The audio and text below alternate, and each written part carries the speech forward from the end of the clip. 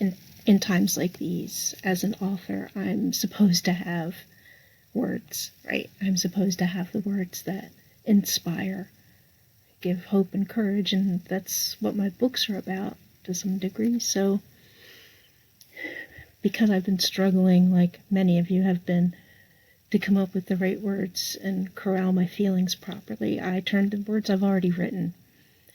I decided I would share an excerpt from Cast a Shadow of Doubt. In this scene, Lucee has been fighting the Mealladhan, and it looks like she's losing the battle. So they have an exchange, and I thought that this might be helpful for you, so I'm going to read from it. I apologize for any stumbles that I might make. I have barely rehearsed this, pretty much not at all.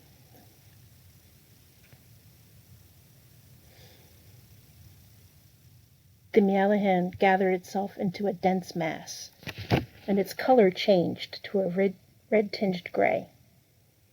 Before Lucee could react, it enveloped her, and everything outside of the mist became obscured and muffled. You think you are better than us. You meddle in the world around you and call it aid. But it serves to bolster your ego and put forth your own agenda. All this power, all the opportunities at the fingertips of all of you, mortal and fey, and what do you do with it? Fight! You look to rule as much as your foes do, and so we delight in encouraging you to tear yourselves apart. As it berated her, she could feel it looking for weak points where it might gain entry into her, and she fought to keep herself calm and push her anger away.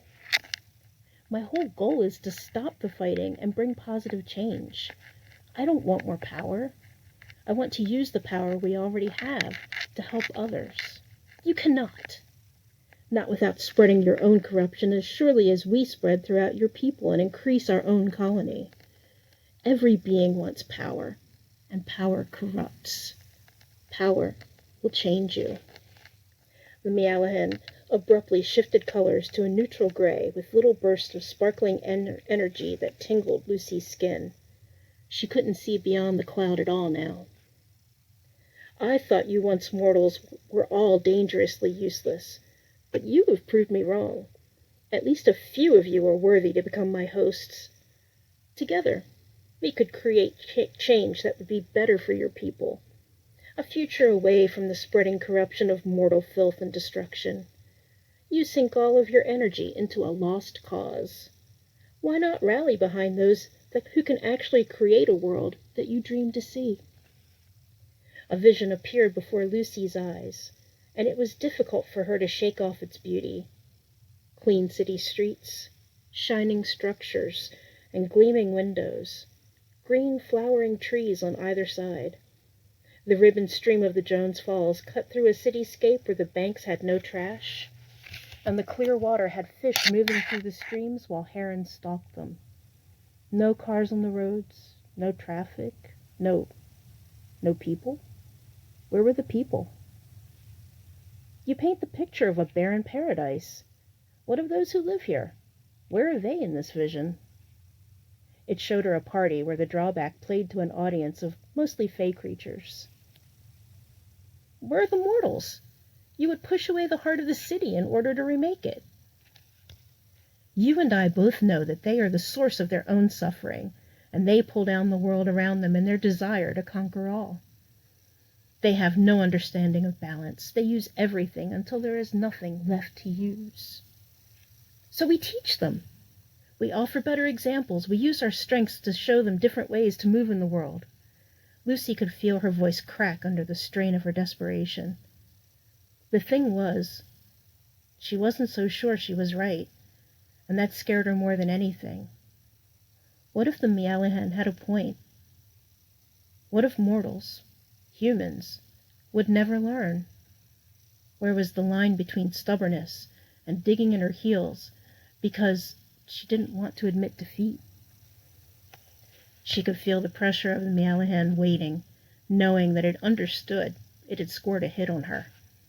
She mentally scrambled, trying to justify her stance against the reality that the Mealladhan had forced her to face.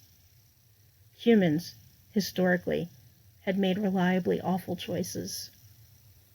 She could feel a pit of despair opening inside her, and a cold wave of fear took over. She was losing.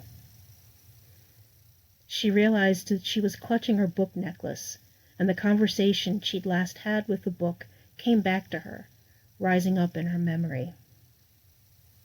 It slips you half-truths to unlock your door. Your feelings are your greatest asset.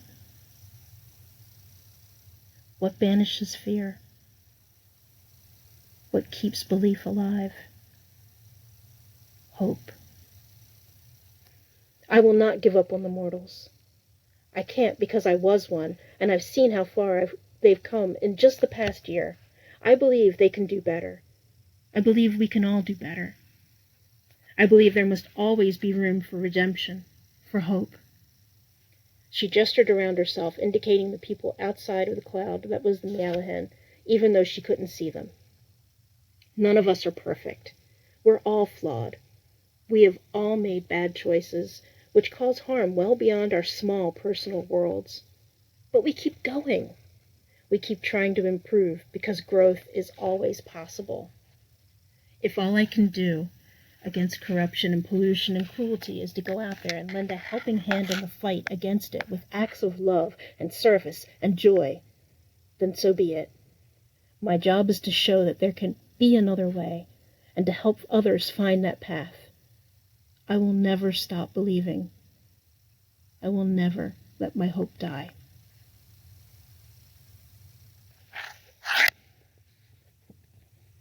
That's the message I wanted to share with you today.